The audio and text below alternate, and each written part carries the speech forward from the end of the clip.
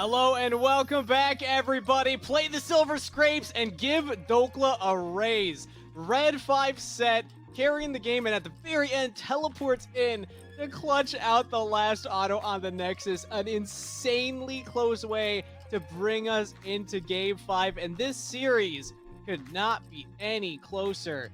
Gage, I'm going to give this one to you to start us off here, because Team Liquid Academy, they were down 0-2.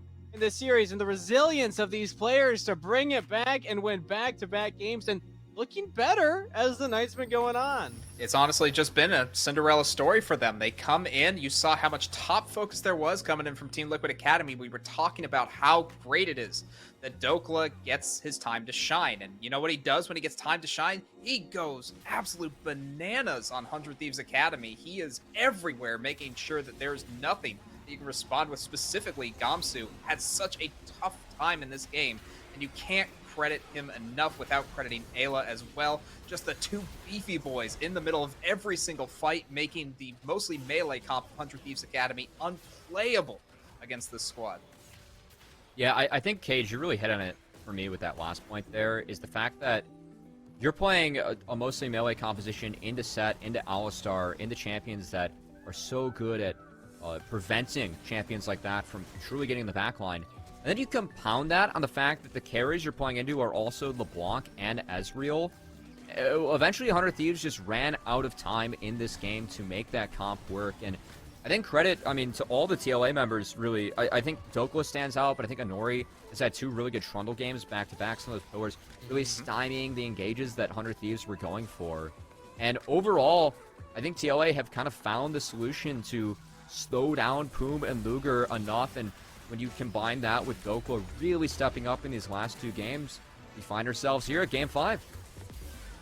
It's crazy to me because a lot of these replays, the fights are still close. 100 Thieves Academy are still hanging in a lot of these moments, and at the end of the day, it was just a scrappy Game 4. Team Liquid Academy do come out on top. Also important to note, Ryoma felt like a big linchpin in the composition from 100 Thieves Academy. This Sylas needed to get a lot done here, picked into the Alistar ultimate.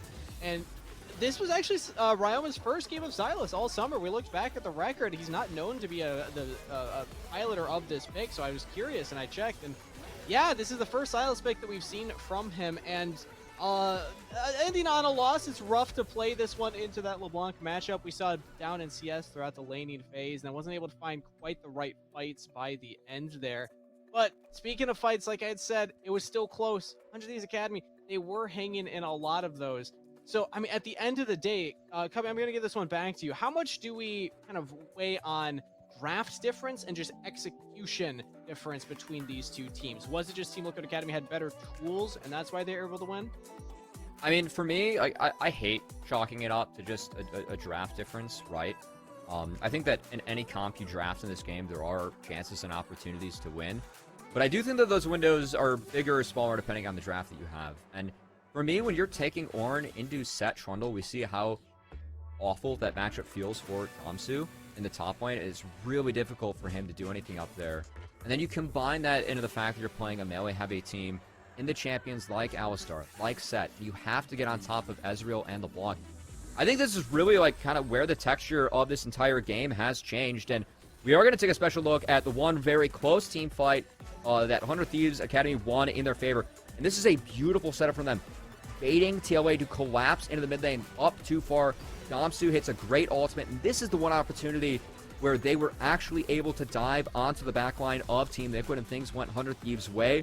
Whereas I know in the next fight, Cage, we do not see that. And keeping an eye on Ayla and how he marks and just makes life hell for Ryoma is so impressive.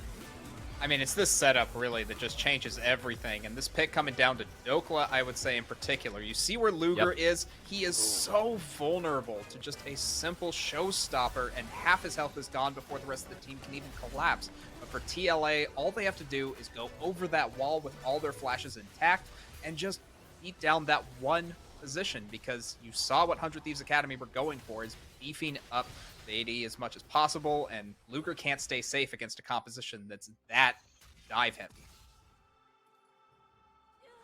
We said it earlier, and I asked you, Cage, in particular, how do you want Team Liquid Academy to change up their game plan? And Clutch just went out as we get the final look at this replay. Harry surviving. through the corrupting potion, just like you were BM, saying. man. That's like the most too value close. you get from a corrupting potion in 21 minutes into a game right there. But the game plan, playing through Dokla, playing through the top side of the map, and even though, yes, we saw 100 Thieves Academy are a team that can hang out in these team fights, they can set up these big plays and find these wins. Dokla has this carry potential. When Team Liquid Academy are investing into him early, giving him red 5 set here, we see what he's able to do on it. But, Cubby, when we were talking during the break here, we were wondering, okay, what do we want to see from 100 Thieves Academy? And already, side selection is going to be different going into this game number 5. Why do you like this for 100 Thieves? Well, I think that taking Ornn into Trundle set, like having that blind, I know that it's Gamsu's most played. I know it's something that 100 Thieves, Next and Academy have both been comfortable on. It feels terrible as Ornn, and you were sacking top too hard to make sure that Luger is set up for success. And also, I feel like this Ezreal has actually been a real game changer. The fact that we saw a lot of the wins in games 1 and 2, that Jarvan diving onto Aphelios. Drop the Aphelios ban, make Team Liquid take that. I take something like Ezreal and Aphelios yet again. It feels like 100 Thieves, when they have that target on Yon's back, to keep on diving them over and over. It fits their faster playstyle. It fits the fact they want to go for cross maps and go for those timers that are going to be on shorter windows. When you have abilities like Realm War, like Stand United from Shen. And so I think that, giving TL that hyper carry is good. Now, I also think that on red side, you can also deny Ezreal, which has been a problem.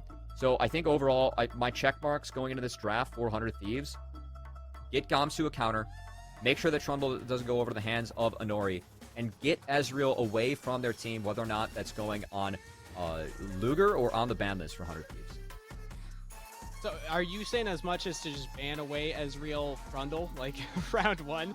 Yeah. Get those off right away? I think Trundle you ban away, Ezreal you take, or you take them R1, R2, just like we've seen Team Liquid do the last couple games. True. All right, cool. Again, a big brain breakdown from Cubby. Gage, good luck following that up. Yeah. Anything to add here? And also focusing on the side now of Team Liquid Academy, how they can actually close this out in 3-2. They're on the precipice of making it to that grand finals. In order to get this reverse sweep, Team Liquid Academy just needs to play the same type of composition they've been playing the last 2 games. If they can get that Trundle, probably prioritize that. And if they can get Ezreal, fantastic. But otherwise, play for disengage, because that has been the greatest strength of Team Liquid Academy. Always making sure that 100 Thieves Academy are digging their own graves, always going for these engages, and you just play to battle against that. Make sure you can survive under turret dives, and pretty much just keep health as high as possible. All right, let's see what the adaptations are for each of these teams going into Game 5, 2-2 on the scoreboard. 100 Thieves Academy hoping to end that 3rd place curse that they seem to always find themselves in. And Team Liquid Academy, after bombing out in Spring Proving Grounds, going 0-4 on the way to the grand finals with 1 more win. We're sending it to break before Latigris and Joshi pick it up for game number 5.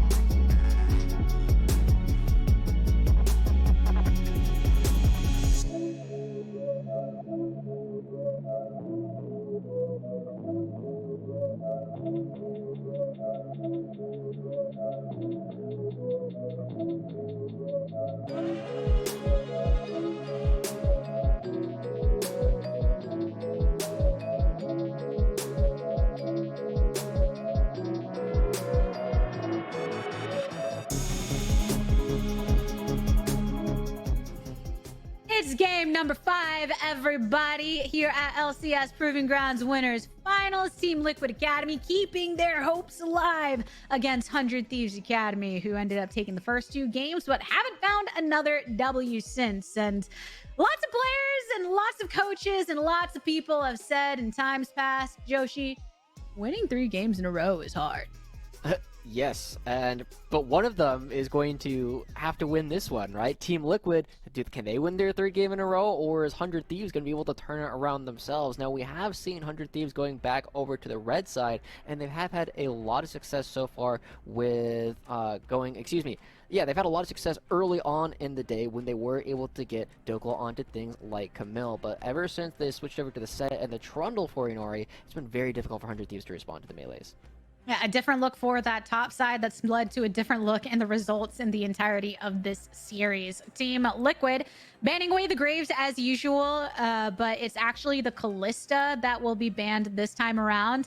Interesting that after Team Liquid fell in the first early games on the Aphelios, 100 Thieves didn't want the Aphelios to be a part of it. And then now Callista, despite not having success, banned away by TL, a lot more based on team strategy. But the Rise makes so much sense in a lot of ways. Ryoma's just way of playing that pick, the way he can affect the rest of the fight. And it's not just affecting the other side lanes, it's the way he would use that Realm War to get to objectives faster. Just a lot of that difficulty in locking down 100 Thieves there. But TL, they brought out the LeBlanc already, but this time it's coming in as the first pick. Very interesting, right? We saw that Ryoma had some trouble playing into it as the Silas, right? We already know that it was his first time playing it this entire season, and it's one of the things that not a lot of other people are necessarily playing into LeBlanc. And as we see, 100 Thieves already going forward. One, they're picking up the melee champion that Inori has won 2 games in a row with, but they're also going to be picking up the Rakan. And typically, as we saw in one of our first games, Leon is the typical counterpick to this, and I expect Team Liquid likely going to be going that direction. When Rakan's off the ban block, often making it into the games. And despite Chad not having played Trundle yet within Proving Ground, still a prominent pick for junglers everywhere within the entirety of the majority of this year, rather. And now early lock-in of the support here, too, for TL Bard here for Ayla.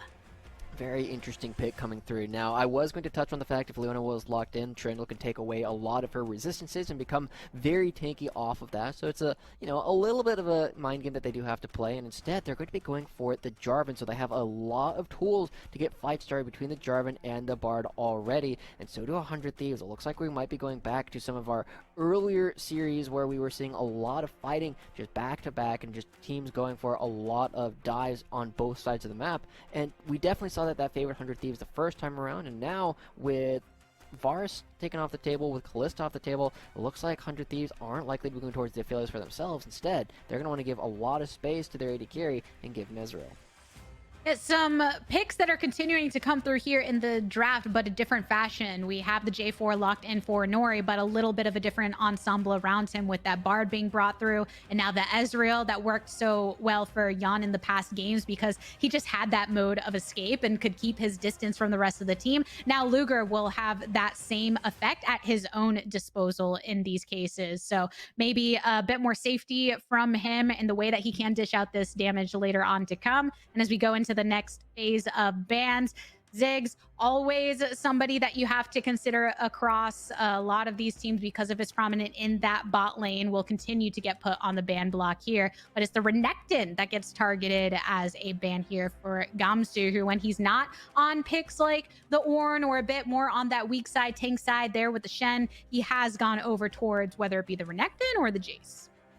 And now with this Renekton ban, one, it says that Team Liquid likely to be trying to look for the Camille for themselves. We saw that pairing earlier with the Camille plus the Jarvan, a lot of diving tools. But I also feel like 100 Thieves really, really want Team Liquid to actually be playing this Aphelios, right? They banned the Ziggs and the Vayne, 2 other things that you can try and play into the Ezreal. And I'm curious if Team Liquid are going to try and take bait and say, like, yeah, we're comfortable in this. We think that we can actually continue to pilot it. And as we see this next pick come in, the Lucian would be a little bit surprising to me, not something we've been seeing quite a bit, but I'm also expecting to see Team Liquid revert right on back to going towards the Camille after banning away 2 of its counter picks. I wonder how they're thinking about this in the draft, right? Because 100 Thieves clearly saying, all right, we didn't ban away the Aphelios, we beat it earlier, and I think just having somebody that they can try and lock down a bit more. So instead, they do go for the Lucian, which we just haven't seen a lot of in general ever since he went under his changes. And it's going to be interesting, right? He does do quite a bit of damage. They've changed his Light Slinger a little bit, right? Due to the fact that once you have anything that gives you, I believe it's like crowd control or damage to people that you hit your W, as well as getting any kind of buff off of, you know, the Bard, they get a little bit more damage off of all these hits. And oh my gosh, this is something I know Tony Top likes to play into the Camille. I didn't realize that Gamsu had a Jax as well. I didn't either, and he's bringing it out here to try and match over in that top lane. A lot of interesting matchups here across the board, because we were just talking about some of the changes to Lucian, but those changes specifically were geared towards bringing him a bit more back towards that duo lane in the bot side, whereas before he was so much in the solo lane. And then Jax can just get into a very terrifying position, a lot of split push potential, bringing out a duelist to match the duelist on the opposite side. Joshi, thoughts on these two comps overall? I'm very surprised that this is something 100 Thieves are willing to bring out on Game 5. I don't think we've seen this coming out from Gamsu in quite a bit, and he's going to have to show that he has what it takes to go toe-to-toe with Dokla. He's been bullied around a set versus Ornn, but this is a situation where we've seen Dokla go with Camille, ends up dropping 2 games, and if it's because of Gamsu having a stand-up performance on this Jax, I think 100 Thieves should be excited to go to this Game 5. And Dokla's been a big old bully, but Gamsu saying sticks and stones may break my bones, but maybe my hits will hurt you. Let's find out in game number 5 in just a bit.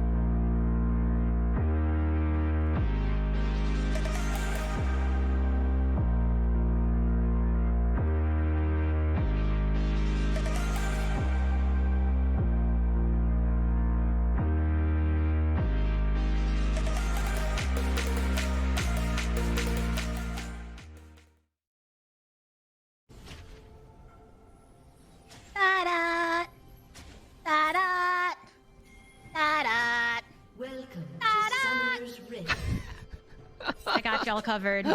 I blessed your ears, you know, with the true vibes here for game number 5. It's a doozy, everybody. Winners bracket finals. Team Liquid, 100 Thieves. 100 Thieves getting the best of TL in the earlier portions of this best of 5, but TL changing up a bit in their composition. We're able to get a couple wins, but some returns, Joshi, as Dokla is back on the Camille. But I think the matchup in the top lane is a very interesting one indeed, with the Jax being a surprise pick here. And I think credit to everybody on the analyst desk, because they had the exact same thought I did. First off, let's see if he's played it this season. Nope. Let's see if he's played this ever. No. Both Cage, Cubby, and I all took a look and just like, this is his first time ever bringing it out. So this is something that's either deep in the pockets that we haven't seen, or something that he's recently been learning and just feels very comfortable on, and feels like he needs to switch something up because he's tired of getting pushed around. And Jax, I'll be straight up, I cannot play this champion for whatever reason. It just does not make sense, but there are players who will just get it, and Gamsu already starting with Counter-Strike, positioning very aggressively up against Dokla's Camille. It makes me wonder just how much time in his free time he has spent on the pick, because when it comes to top laners like Gamsu that have been around for like a decent amount of time, and you think, okay, Jax, older champ, probably played him at some point in competitive. Not so much. So we'll see how he brings it through against Dokla here, who's also a duelist, who's also going to want to be scrapping, affecting the side lanes, getting to a strong place to be able to split push or just really shut out some of the others with some individual picks here. So I'm excited about this top lane matchup. The rest of the Rift as we see it. A lot of comfort. Harry continuing to pick up this LeBlanc as we have known him to do. Ryoma, it's been a bit since we've seen him on the Syndra, but control mages are always within his wheelhouse and within his comfort and strength. So now just matching in that mid lane to see who's going to be the biggest threat later on. And then on that bot side, Ayla and Poom, the ones that you always have to watch from here to see how they end up making those roams towards the other portions of the map and really pushing forward in the 2v2 as well. Lots of trading across the map as well, right? The 2v2 very important, but we're also noticing that Gamsu, you know, falling behind a little bit, doesn't have pressure, but Chad still comes here anyway. Smite by, he wins it. Second game in a row, we're seeing some action here in the jungle early on. Chad continuing to break it on down to Inori. Flashes, because even though he gets to the turret, it's still dangerous territory. It throws down the E because his Q is not on the same cooldown. Ends up having to flash either way, seeing if he can convince Chad to go for a flash of his own. But as it is, just going to be, again, Chad going for a very aggressive play into Nori's side of the jungle, and again, coming out on top. But we're also seeing Dokla a little bit more familiar, perhaps, with the Camille than Gamsu is with the Jax. Does have a small lead already in a situation where we're not often looking for Camille to have an early game advantage. Excuse me, due to how strong Counter-Strike is. You're excused. Dokla might get excused though. Yeah, Dokla might be excused. Chad's here. Jumped on by Gamsu.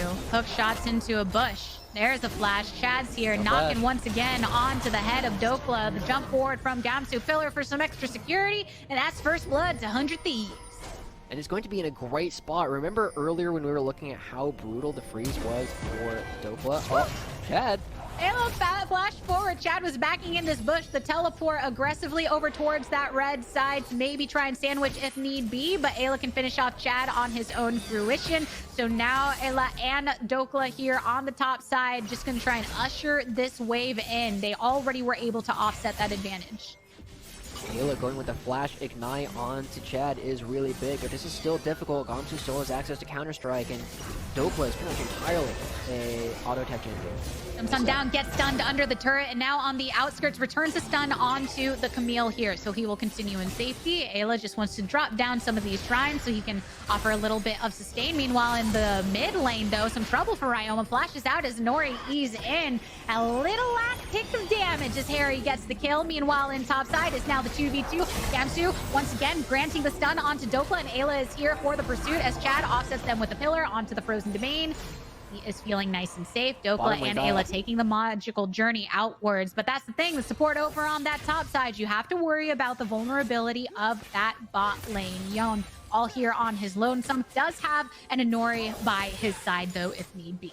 Oh gosh, all over the map, there's just so many decisions that people are making. Ayla spending so much time top lane, leaving Yon in an uncomfortable position. Looked like they were going underneath, and I expect that Poom probably ended up missing the grand entrance. But we are seeing Chad spending so much time top lane, just now getting to his second rotation, but Inori on the same kind of path. He's also just now getting to his second rotation of camps, and because of like all the weird interactions we've seen so far, the game ends up remaining very even, with our main differences being CS lead for Dokla as well as a CS lead coming in for Luger. But the game still very, very even as we see all of these fighters going through. Ayla forming a jungle camp. I didn't see exactly what happened there, but he is still top lane trying to counteract anything that Gamsu and Poom want to do.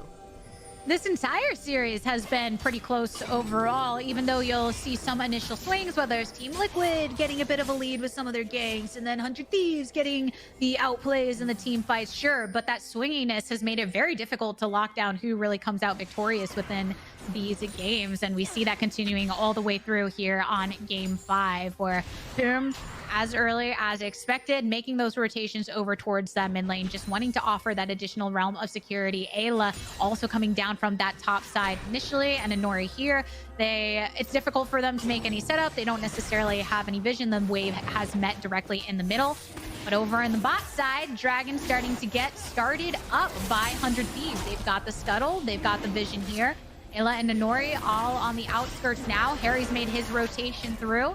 Pillar thrown down. Chad taking a bit of damage, but Poom is here for some of that additional shielding. Harry gets the root onto Chad, which Yan answers with his ultimate. Ayla continued in pursuit.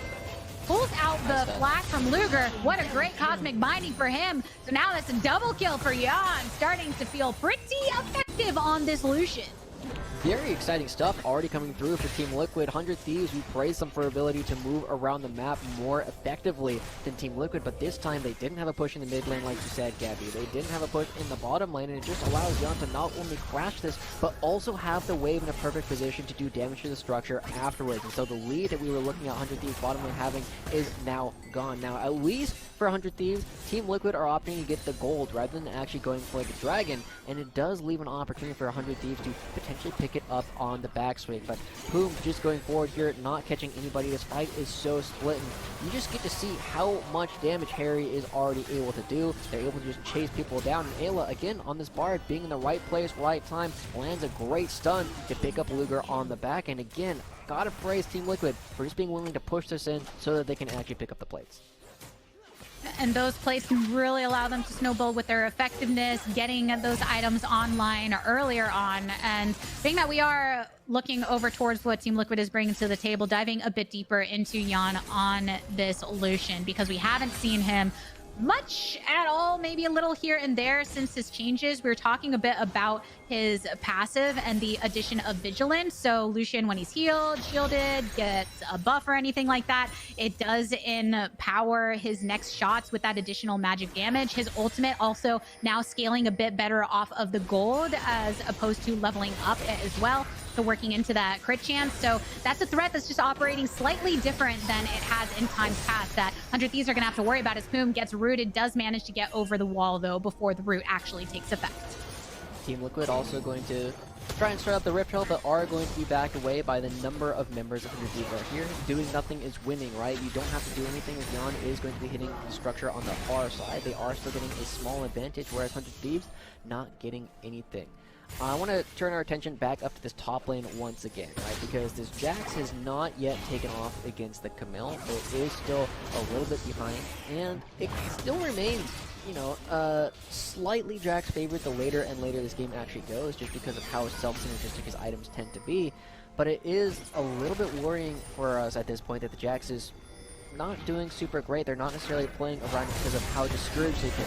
Oh, nice. Ooh, red team end up getting the Rift Herald at this, and Chad now focused down, ultimate activated by Inori here as well, and Gamsu officially getting that Jax online with 1 kill to his name. Nice. Chad in pursuit of Harry. Gamsu jumps right on top of him. Luger getting the credit for that one onto Harry. That is 2 kills going over to 100 Thieves. I feel like I spoke a bit too soon. Suddenly Gamsu's got a kill and an assist. He's knowing what's going on, but at the same time, as we look towards the bottom lane, we see, again, another play going in favor of Team Liquid's Jan. We also see the Rift Herald currently in Chad's inventory. But the one other thing that I just realized is the fact that Jan has 2 levels over Luger. Typically, this is what Team Liquid do. They don't bring their AD carry to a lot of these fights, and it allows them to get this big experience and CS advantage. Well, not a large CS advantage, but advantage nonetheless.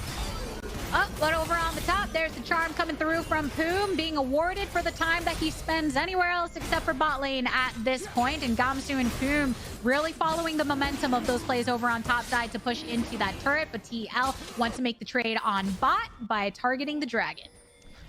All right, as we take a look at this once again, first off, props to Chad for timing both these at the same time. The smite plus the chomp on the eye does like 2,000 damage all at once. Pretty much impossible to outsmite. But then also, just the fact that 100 Thieves were willing to full send it here. They didn't have a full setup for the fight. They weren't necessarily in a position where they were outmaneuvering their opponents. They just said, hey, we think we can take this fight, so let's go for it. And they were right, and they are rewarded for their efforts. At the same time, though, we are continuing to see Jan, again, not tending to group with Team Liquid. Instead, just building a solo advantage here. Now has a completed Gale Force, so that Colin will be doing a little bit more, but he also has more mobility to try and deal with Gamsu, Chad, and Riot.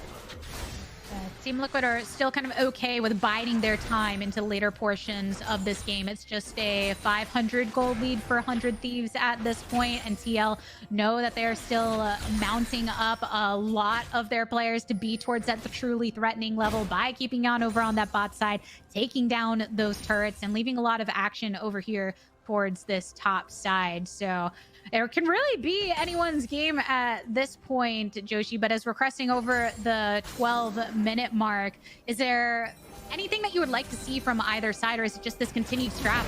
Oh, we might actually get the pull there. There's the charm. Ayla caught between it, uses the magical journey to escape. Chad in pursuit there, but Harry is here as well. But with that being offset, we continue to see the scrap from both sides, Joshi, but what would you say are the major win conditions around which each side is going to be playing from going into the mid game? I mean, I feel like it's pretty similar to what we've been looking at before as Chad comes top lane is, get your split pusher ahead. Neither of these champions are super strong during team fights, though Dopa is probably a little bit better as he tries to get out. Yeah, he's sandwiched between two, uses there's the Hextech ultimatum going down onto one. The Rift Herald was dropped over towards this turret, and there's just so much space created alongside that wave being pushed that it's difficult for Team Liquid to offset that with the pressure that 100 Thieves had applied. So again, we're seeing all of this focus from 100 Thieves over towards top, and then Team Liquid punishing on the other side, whether it be getting the Drake or now that bot lane turret to fall and bring the turret score 1-1. 1-1. 1,000 gold lead in favor of 100 Thieves as Gamsu finally has a bit of a CS lead, completed the Divine Sunderer. But we also don't have a whole lot to necessarily fight over for the next couple of minutes, right? It's all about trying to find an opportunity to set up for this next dragon, and the question is going to be who is going to have completed the items when we actually get to that fight. With 2.5 minutes, there's still time for people to farm. Luger, once again, looking to go for the Trinity Force with the extra bit of mobility, the extra bit of damage that it actually provides. Should be able to have that completed. Chad and Gamsu already do as well, and the one person that we're really going to be looking at, the two people, are Ayla and Poom. Are they going to have the Locket available? Are they going to have the Redemption or whatever items, the Shirelias, that Poom might be going for online by the time this fight actually starts? Because completing items is just so valuable, and I think that might be the difference if one support has it and the other doesn't. That additional level of protection in whatever form it may have you, depending on the mythic that you're working into. And we know that Rakan often loves... Oh, all right, slicing through. I always love just Ezreal's. They can just throw that out at any point just to really either get some kind of vision check, try and cut through a wave. There's a lot of effective uses for that true shot barrage. But meanwhile, over on the side lanes, because those initial turrets had been broken through, Dokla has just been trying to safely farm over towards that tier 2, even has Inori there standing by for if Gamsu pressed forward too much. And all the while, Ryoma was sent towards bot for some time to make sure that he was getting a farm. It's still fairly even with Harry at this point, but he does have the Luden's Echo completed now, so he can dish out a bit more of that poke during the team fights to come. We also got to know, again, as always, I talk about it a lot, whichever team is there first is going to have a big advantage. It is incredibly difficult to face check into LeBlanc, and it's also incredibly difficult to face check into this Syndra. And so, as we see Harry building off his gold, he should be able to have the Ludens by the time the fight actually materializes around this dragon. We're also starting to get to the last point where people can look to back. 40 seconds is typically the guidelines. Shorter than that if you do have a teleport available.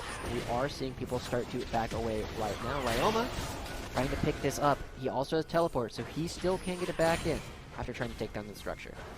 If they can take down the turret and push this wave as well, it becomes more difficult for Team Liquid to stand up to this dragon fight right now because of that pressure onto that bot side wave. So that's why Dokla wants to try and even it out a bit. There's the teleport coming in though onto that control.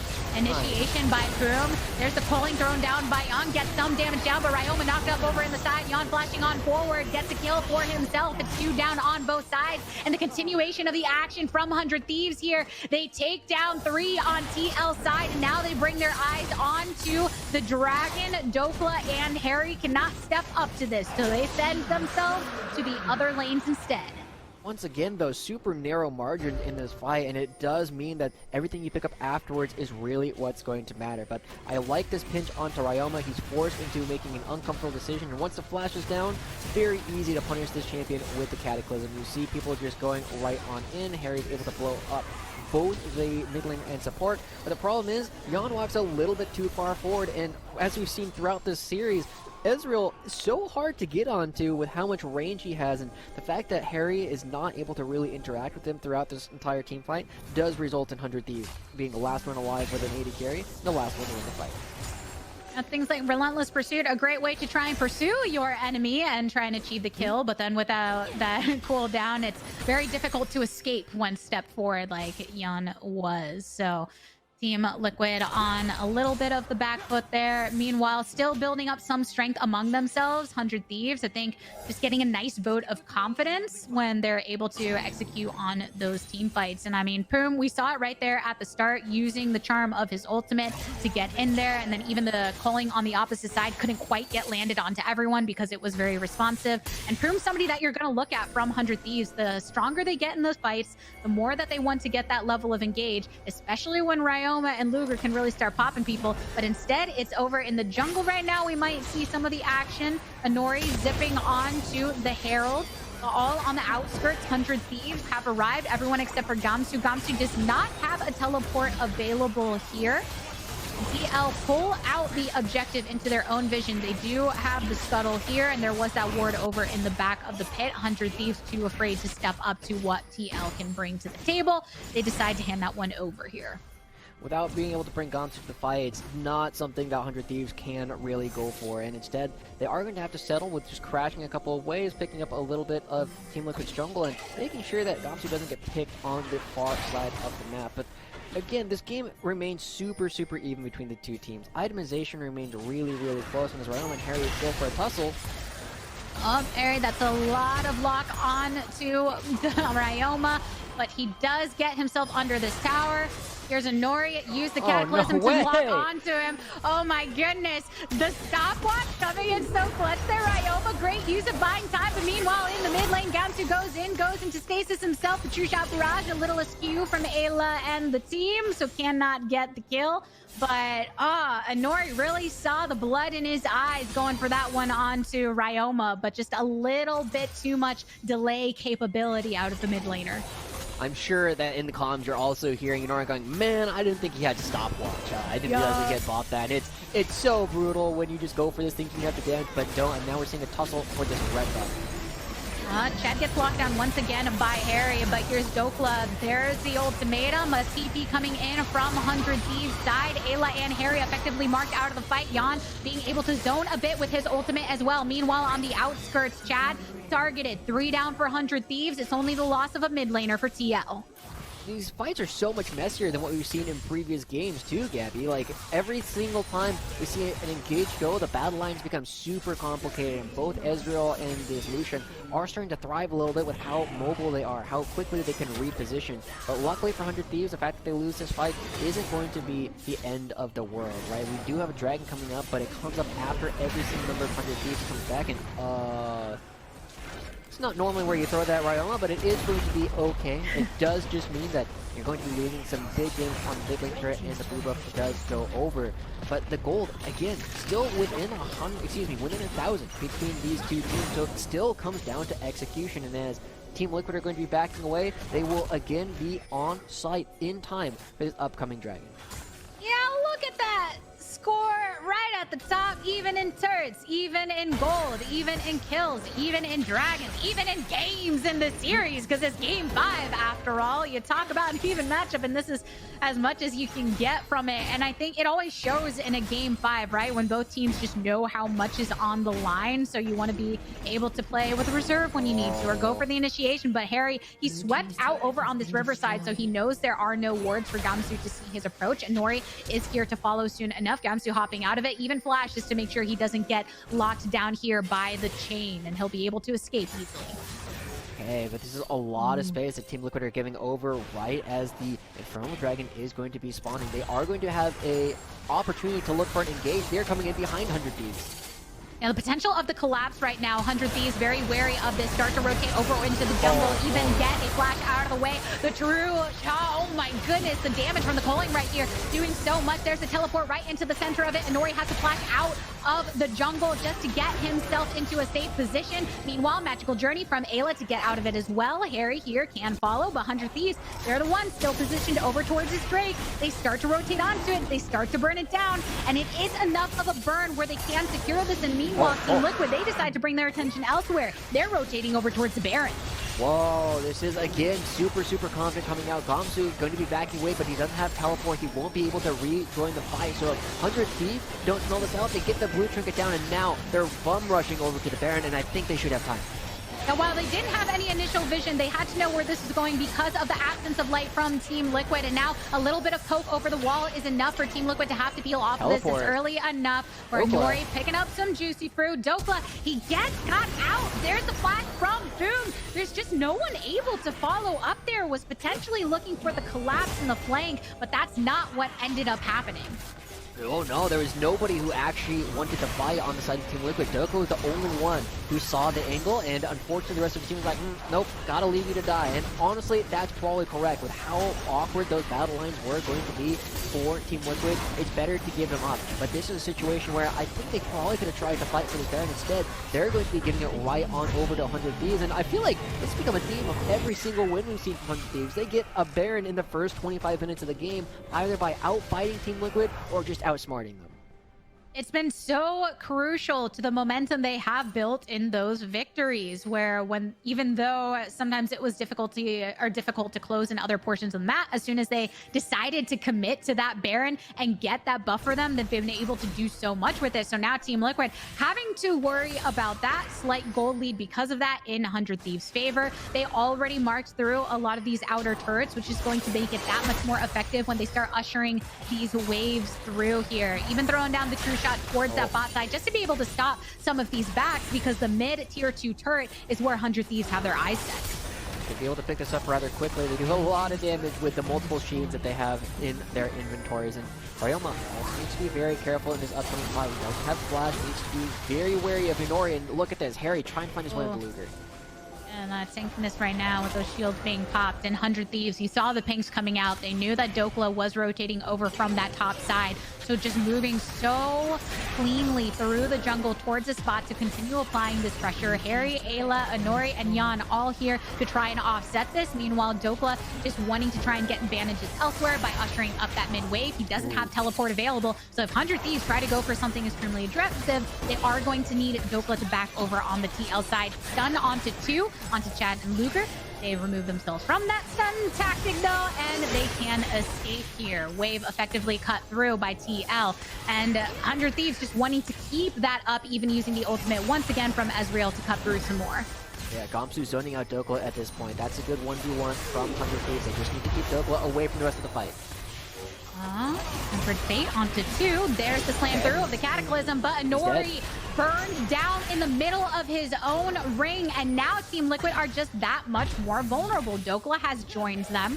100 Thieves continuing to stay. It's a little bit before that next wave comes through. It's close enough, though, where they want to continue crashing it into this inhibitor turret. All of the other waves pushing in the favor of Team Liquid. So it's all of the focus from 100 Thieves right here to try and break open this line of passage. And there's a big chunk down onto Chad. Dokla is on the offside. There's still no Inori through. Look at the damage coming down from Yan, though. Ends up getting down Kroom. Hextech ultimatum throw down onto 1. Ryoma, he can't escape. A stun right there onto the enemies. And the nice stasis for Harry here can keep himself in it. Team Liquid punishing the stay. A couple flashes blown. 100 Thieves, Luger, and Gamsu on the retreat. Harry here, though, the slam down from the Jax onto Gamsu. He wants to be able to return that and make sure there's no continued pursuit from TL. Even acting with the additional vision applied from TL, they use a magical journey to want to try and gap close a little bit here. Arcane shift from Luger. They're still on the retreat. Flash from Inori. It doesn't kill him, though.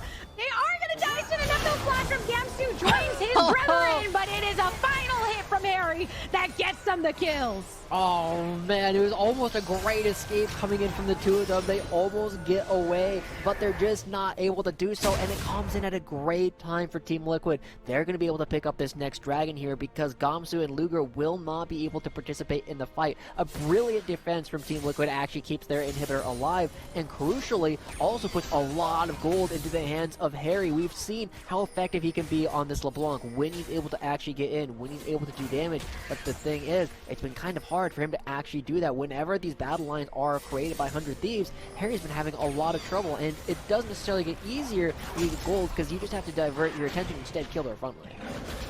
And speaking of where attention is spent, Dragon is spawning right now. So Team Liquid already over on that side. 100 Thieves didn't want to have to try to contest that because of that difference in timers and the spawns from Luger as well as Gamsu. So instead they wanted to secure some of that vision on the opposite side. And the way those waves were pushing, when TL was in continued pursuit, they can get these aggressive wards in. They can continue to just try and push these waves back in the bot and mid side. That inhib not going down for 100 Thieves, while they did get the turret, is something that they are not necessarily the happiest about. It is going to be a difficult position for 100 Thieves at this point, but we also get to see throughout these team fights, and this will likely be another theme that we're paying attention to, is the fact that Luger is kind of free hitting in a lot of these fights. They're not necessarily paying a lot of attention to him. Instead, they're trying to dive onto Ryoma, and again, due to the lack of mobility that Syndra actually has, they've been having mixed success on the side of Team Liquid. And if they can continue to keep Ryoma down, if they can prevent him from actually going for any of these big opportunities to get big stuns, big damage out in the fight, it becomes very easy for Team Liquid to just run things over. And now Dopa might be caught.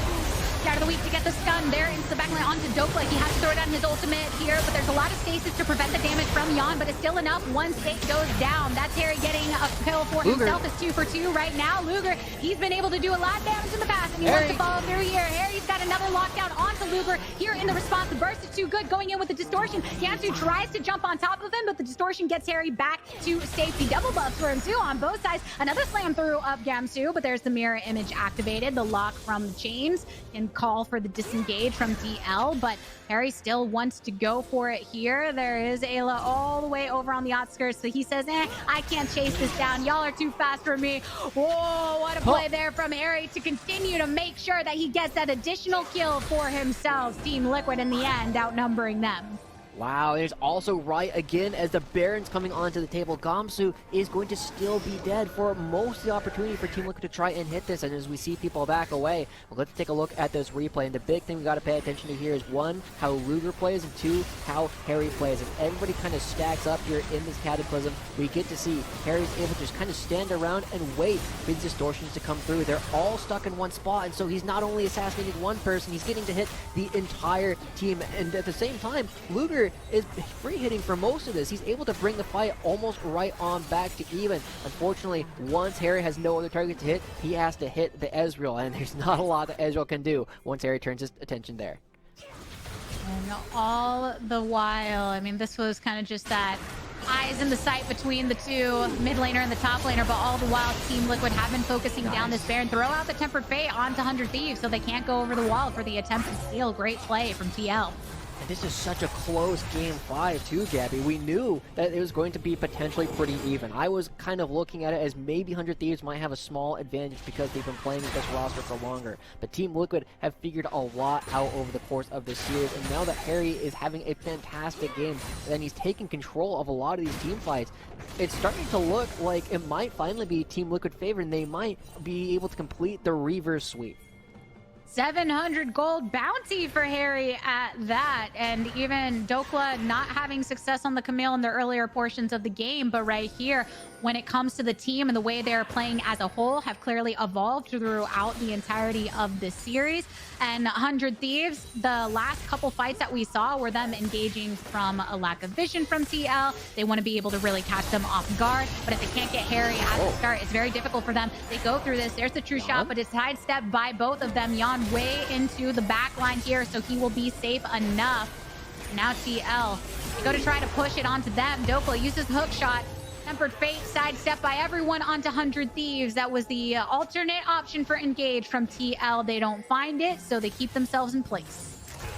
Okay, and this is also coming again. A minute left before the Dragon actually spawns. Team Liquid are now kind of turning things on its head. They're the ones looking for fights, and they're the ones actually having success here before the actual objectives are spawning. They're the ones who are able to create a lot of space, where this is something that 100 Thieves was able to do extremely well earlier on in the series. And it really comes down to, it's probably going to come down to one crucial team fight where one team is just able to get a small edge. They're able to find the actual kills, and this time Team Liquid have a small advantage because they're going to be forcing 100 Thieves to face check them.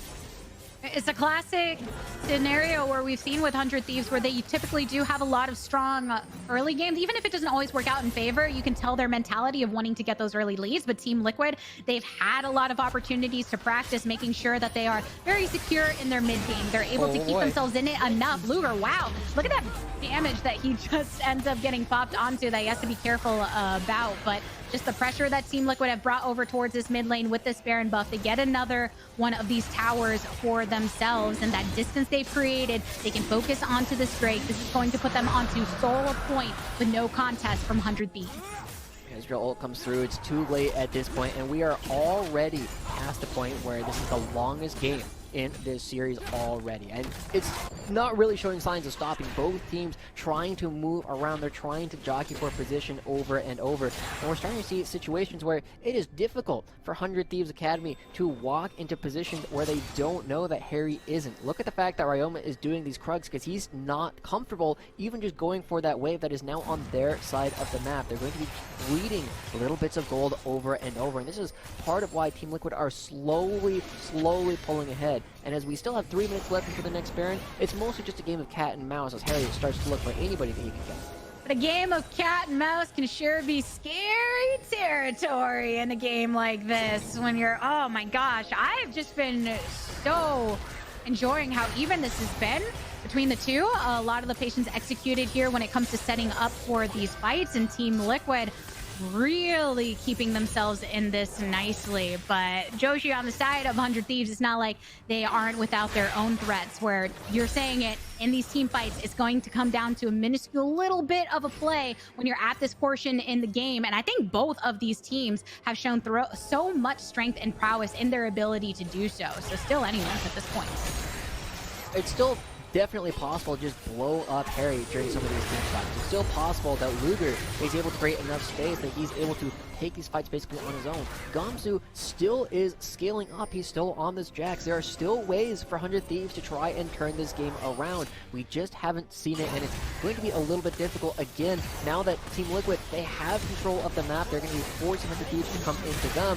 So Boom is really going to have a tough time. Luger, yeah, a bit of a split there, and for Team Liquid, knowing that Poom and the rest of 100 Thieves were over towards the other portions of that jungle, get a nice little slap onto Luger, but they can't follow up from there.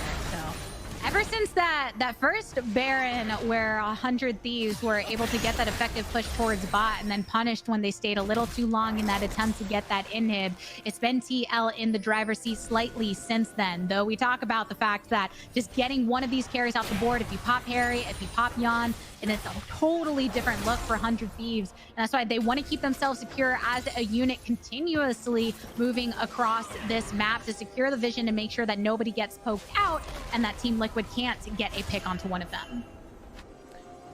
And it's also part of why, you know, we're not seeing a whole lot of split pushing coming through. We're not seeing Dokla or Gamsu with stupid CS numbers because they are just in a side lane the entire time. Neither of them are strong enough to be in a side lane by themselves for long periods of time. They are not the focal points of either of these team comps. And at the same time, there's not a lot of turrets to actually take at this point. You're trying to hit the inhibitor turrets. You're trying to hit the inhibitors. It is such a dangerous position to be that far overextended because of Defender's advantage. You just back away, you recall, and you're able to respond to these relatively quickly. So as we see this, we're just like ping-ponging waves back and forth in the bottom lane in particular, where Gamsu and Dokla, you know, they're both continuing to scale. They're both, you know, not thrilled, but they're both very happy to take their champions later and later into the game. And now, speaking of later into the game, we've kind of been dealing with the past few moments of, there's no Baron up, there's no Dragon up. TL just wants to try and be in the faces of 100 Thieves as much as possible. There's nothing to call that attention.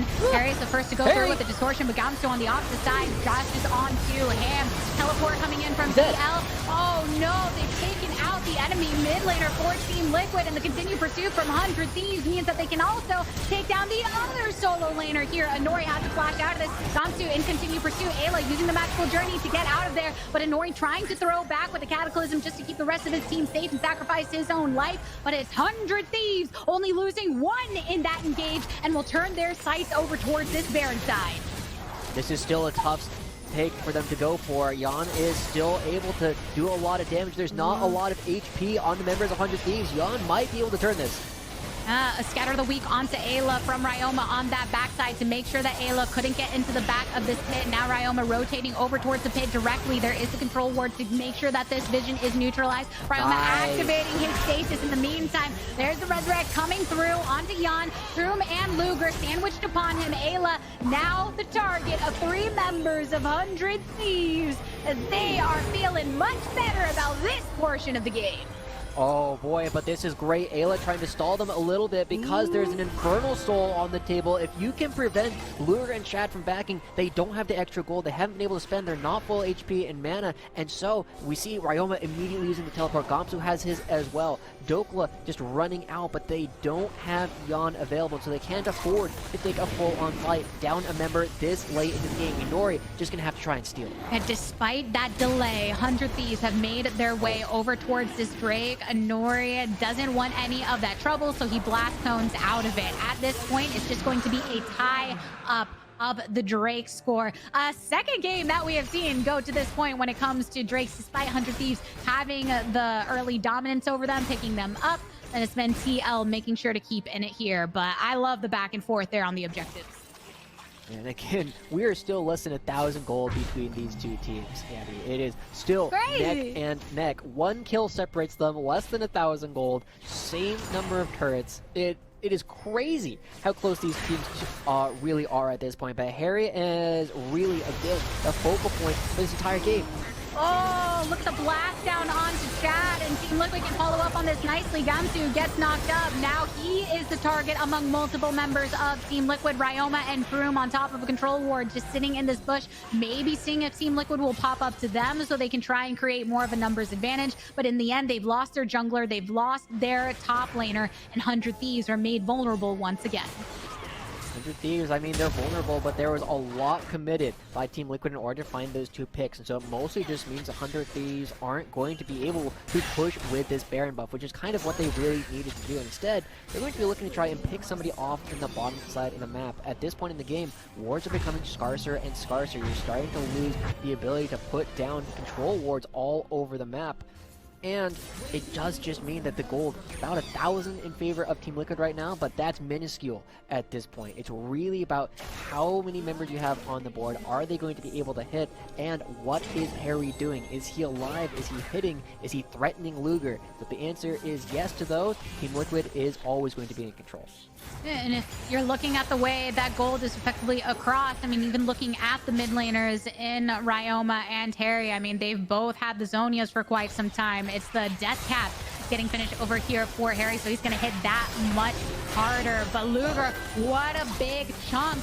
A lot of times at the starts of these, Luger's just getting one big pop onto his HP to bring him to about 50% and then having to back off here. But Team Liquid, oh man, they can see the victory both on these sides, right? If you're either of these teams, you're thinking about the fact we're here in game 5. Everything is so even. We pushed up towards their base on multiple occasions, but not quite able to break through onto any of these inhibs.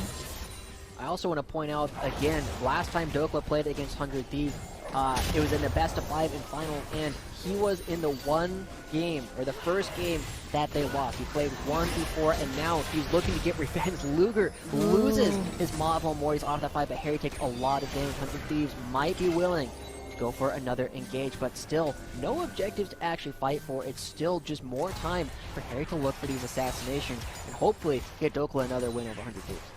After that poke, though, just going to get a chance here to reset. Dokla also choosing to back here. As you mentioned, there's no major objectives right now, so while your focus may be, let's try and get some of this vision pushed up, let's see if we can get a pick, but you don't want to expel too much in the meantime. There's still 1 minute and 45 seconds until that next Drake, so not necessarily the time to be going through and getting the set up for that just yet. So Joshi, in this little window here, what do you want to see from both teams?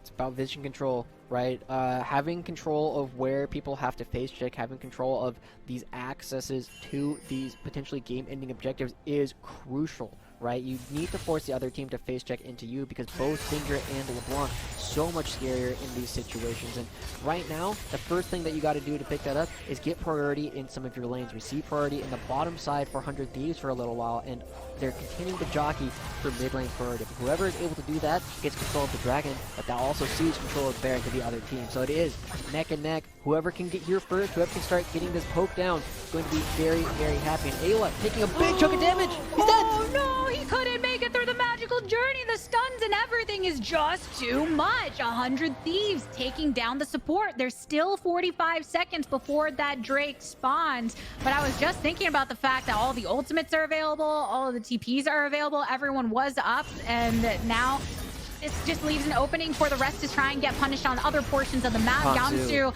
targeting Dokla right now in what was a 1v1 for a moment, but Pyram is here if he needs the additional assistance. Further down this top line, though, Chat right between Jan and Nori, hopping onto Luger in the back. Ryoma goes into stasis. That's a shutdown eventually onto Dokla from Gamsu, which means he can join the rest alongside Pyram. Teleport directly over into the blue side fountain that you have to worry about from Gamsu to try and get this flank. He's positioned himself to get the junk onto Jan. Jan flashes, though. Here's the resurrection coming on through from Gamsu, so he survives this altercation as it's now 2 down. Make that 3 down from Team Liquid. Jan and Ayla only 1 standing, and despite the chunk down onto Luger, he can still be very effective into this fight. Chad taking a lot of the damage upon himself, has to back off. Here's the teleport coming in once again from the 100 Thieves side into stasis. Snap for fake, thrown down by Ayla. Ayla directly under his turret. It's 100 Thieves still dominating this, though. There is one single support standing for Team Liquid. Their final effort in this series, but 100 Thieves out on top in the fight. Get the pillar, get the knockup. They target these turrets one last time. In what a series we have had. 100 Thieves, a dose of revenge, taking down the Academy champions in the winners finals of Proving Grounds. It has been a pleasure from myself and Joshi. We are kicking to a break, and the analyst desk has your breakdown on the other side.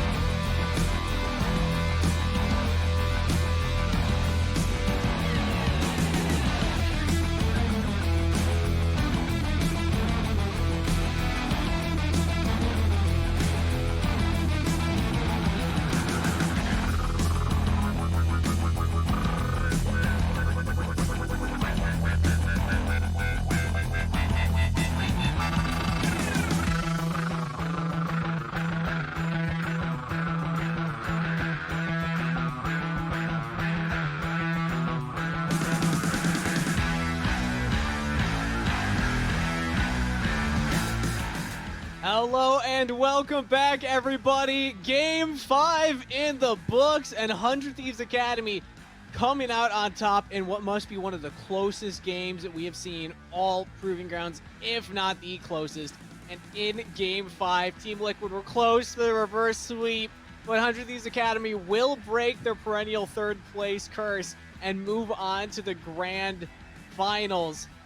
Big performance coming out of the Thieves, and there's a lot to break down from that Game 5. But first of all, just congratulations to all the players for sticking it out throughout the entire series. That was a long one. Cubby, I'm going to give this one to you first.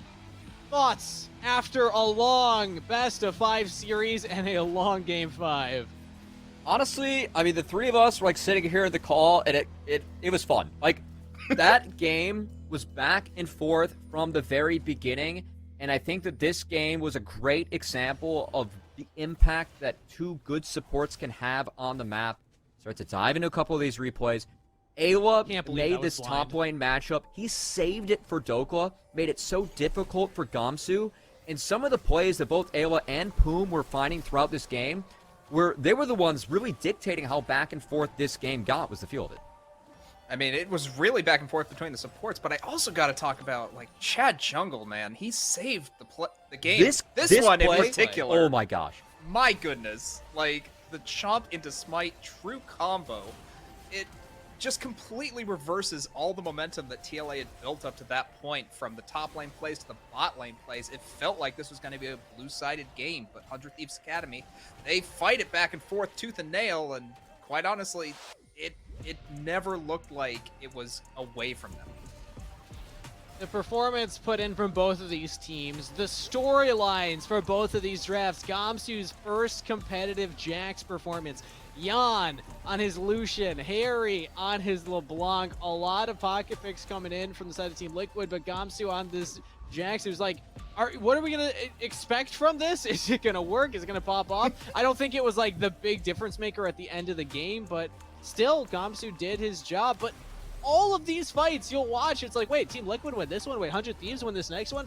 Like, I kept taking screenshots every 10 minutes and tweeting them out, like, how can this get any closer? They just kept going back and forth. But as we kind of unwind a little bit, Kobe, bring the energy down slightly, because it was a high-energy game at the end there. What does this mean for 100 Thieves Academy here? Because obviously it's big news. First time cracking out of the top 3 and into the top 2. But also doing it with subs. I mean, there's a lot working for this team right now. I mean, I think for the side of 100 Thieves, we hear this a lot out of their org. It's the sign of... I gotta pause here as Jan he played that really well. Former 100 Thieves member, by the way, as we're about to see the long chase down. But we watched the Benny Hill. 400 Thieves. This has been a project that started last year. They were the first LCS org to start up an amateur roster in 100 Next. Jan was a part of that team. Tenacity and Kenvi, two players that are not here, were a part of that team. And this was a systemic process that 100 Thieves took from the start to build up a talent pipeline to make them a competitive roster in LCS, not just this year, but for years to come. And I know, I can only imagine what it feels like for the coaches, the staff a part of that, and also the players a part of this team as well. I mean, Chad Jungle and Gamsu, they're coming from the pipeline, right? Gamsu, of course, a very storied career, both in League of Legends and also other games, Overwatch.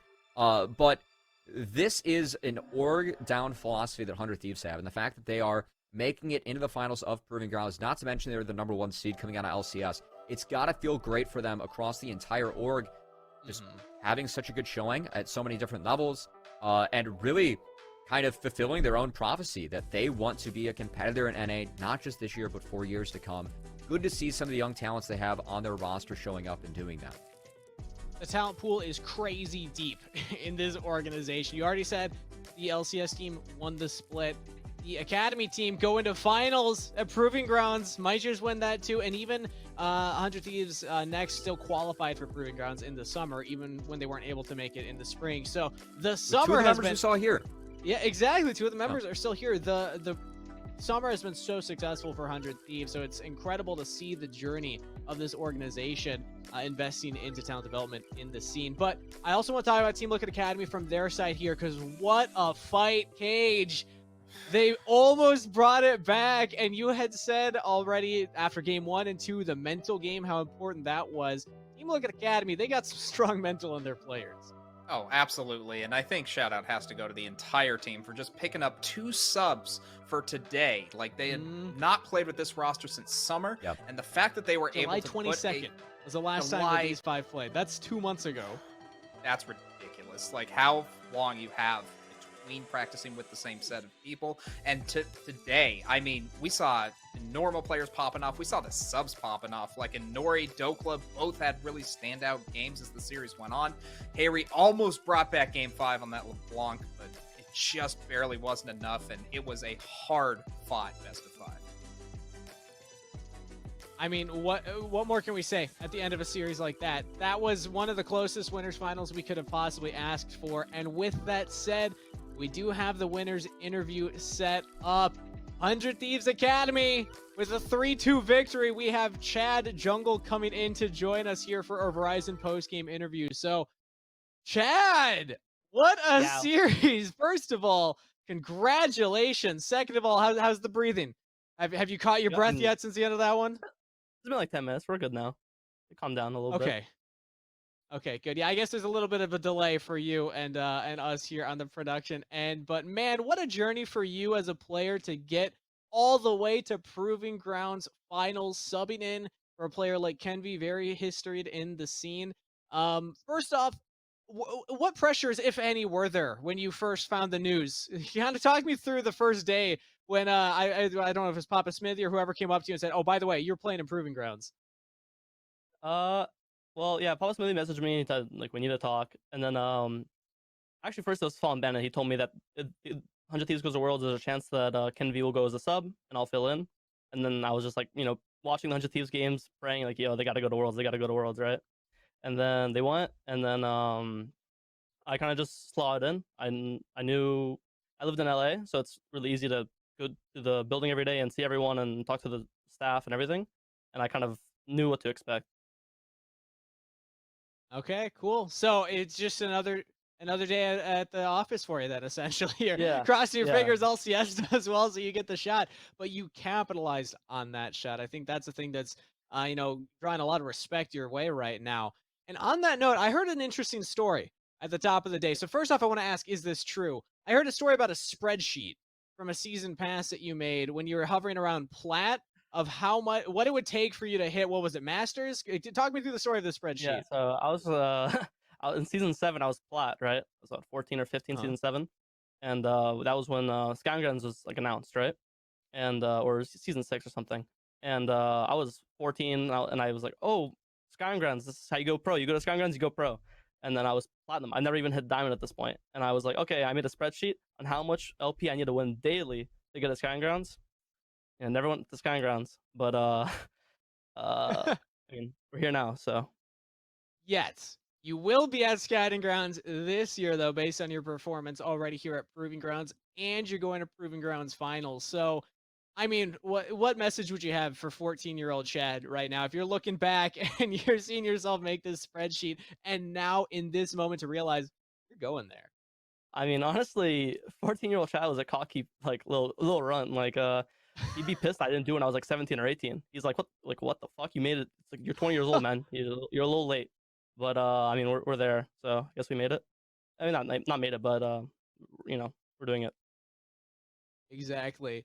But hey, I mean, still at the end of the day, I think that expectations for how quickly somebody can improve, it feels like the conversation, the scene is all about, oh, breakout performance, and then you're just going to be the best of the best within a year or so. But in my opinion, in my experience, that's not the case. It takes years to develop. And now being with an organization like 100 Thieves, kind of, first of all, talk me through the initial signing and how you initially got in contact with them. And then also just kind of what it means to be in an org where you have this room to develop. You have this opportunity to come in and show yourself in these big tournaments. Well, it all started, I've been friends with Ken back when he was on Lucky Esports before he even joined Next, right? And then I saw him get on Next, and I was like, it was like living my dream, and I was like, oh, I want to do what he does because he's doing it so well. And then he went on next, and then everyone knows what happened. Then he went on academy, and then now he's the best academy jungler. So I kind of knew that I was like, I'm gonna follow Ken's footsteps. You know, Ken did everything right. He got high LP. He joined amateur team, then he joined an academy team. He's the GOAT, right? So I was like, I'm just gonna follow what he did. And then beginning of this year, I got really high LP, and then I just decided to cold. I was message. I'm a little rodent, right? So I'm like, I need the spot. I was like super envious that Goo had it. So I was like a little rodent. I went in Twitter DMs. I'm like, yo, follow him ban. Like, I'm here, right? I'm here if you need me. And then like a month later, he's like, yeah, you can send me some of your VODs. And I'm like, all right. And then a couple more VODs, and then he's like, oh yeah, we could sign you. I'm like, nice. So that was kind of the steps. I mean, cold calling, that's a strategy. That is a strat right there. Props to you.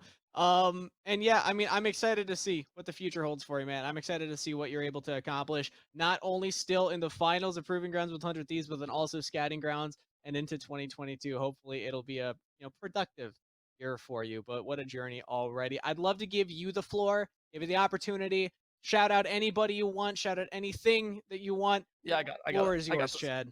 Yeah. I open my Discord real fast. All right, yo. Shout outs. Deep breath. I want to shout out Big Fat, Luger, Ryoma, Poom, Kitong, Philip, Tenacity, Tomo, Shada, Mystiques, Clearsio, Darwin, Best Panth, Sergeant Roy, Instinct, Buzio, Young, Gemsu, Gwais, Papa Smithy, Fallen Bennett, Thomas, Finn, Nick, Jason Jungle, Draco, Swidby, Winston, Boom, Trevor, Max, Ching Shirts, Switchbox, Golden Glue, JBL, Cash Up, AT&T, Dollar Shave Club, Truly, Lettuce, Lexus, Just a T, Chipotle, Rockstar, Omen, Rockstar Mortgage, Grubhub. Without these friends and family, we could not win today. I'm the GOAT. All right, thank you so much, Chad. Congratulations on the win, and best of luck going into your grand finals series on Sunday. Thank you. A lot of shout outs. Yeah, that prepped. A lot. When's he gonna drop the mixtape? That's my only question. That's true. He didn't need Not that bad. big of a breath, right? You know, those are some bars he was spitting right there. But, gentlemen, end of a day, end of a broadcast, end of a winners finals. And that's 100 Thieves Academy going into the grand finals, which means Team Liquid Academy will now drop to the lower bracket. They are not out of the tournament. They still have another life left. They will be going up against the winners of Immortals Academy and Golden Guardians Academy. So, bring in our thoughts to the future before we close out today. General thoughts. How do we expect the rest of the bracket to play out here if we had to get a little predictive? Cubby, I'm going to give this one to you first. Who's challenging Team Liquid Academy in the lower bracket finals?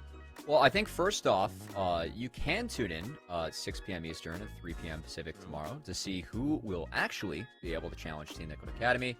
My money at the moment is actually on IMT. I think that Anda and Viper are on a tear. They're trying to get back to the Proving Grounds finals, as they are the only two defending champs that are in this tournament. And I'm going to be interested to see that. I do want to say, like, one more closing thought to this game. I think that the way that 100 Thieves kind of came together, ended up winning that last one, was something that's very difficult to do in a team, very unique. And the way they were able to step up and shut down what TLA was trying to do, I think it's something that, that is something that I think Gamsu, and when you have that experience of being something like an Overwatch champion, right, like winning playoffs, like having that like to rely on. I know that Chad's like usually says that Gamsu is like the one that's the most productive like in post games, and like having that person to study you out. I think it's like sometimes those intangibles like we can't see behind the stage, like these players speak of so much, that I think like really kind of came through in that game 5. And that was something I was really interested to see, kind of the leadership of Gamsu sticking out behind the scenes. Tough to see, but I know it's something that the players like to talk about a lot from the side of 100 Thieves Academy, especially like what he does behind the scenes. So that's interesting, and excited to see what stories we end up getting tomorrow. As Cage, who do you think, GGA or IMT? You know what? I'm going with my heart, as I did not do last week. I was a huge fan of Prismal before going into, this series, but also thinking about Yunbi. He had an amazing interview as well, coming out of Sunday, so I'm really going Golden Guardians here. I think it'll be a very close series regardless, and I feel like it's going to be entertaining, so you should tune in. But I think Golden Guardians Academy are going to come out on top tomorrow, and it's going to be a very fun time. Well, either way, like you said, it will be a fun time. You can catch the action tomorrow, same place, same time, 3 p.m. PST start date. I'll be hosting. I know that the two of you won't be on the desk tomorrow, so shout outs, follow these guys on their social medias. They're right down below their names. But that will do it for all of us here on the desk. Thank you, everybody, for tuning in. We put the show on for everybody who's interested in the semi-pro scene here in North America. Thank you to production, everybody behind the scenes who keep the gears rolling and make sure that we can actually be on camera and talk all of our stuff. And most importantly, thank you to the players for putting on the performance. They are the reason we have a show. We'll see you tomorrow for the lower bracket run between Immortals Academy and Golden Guardians.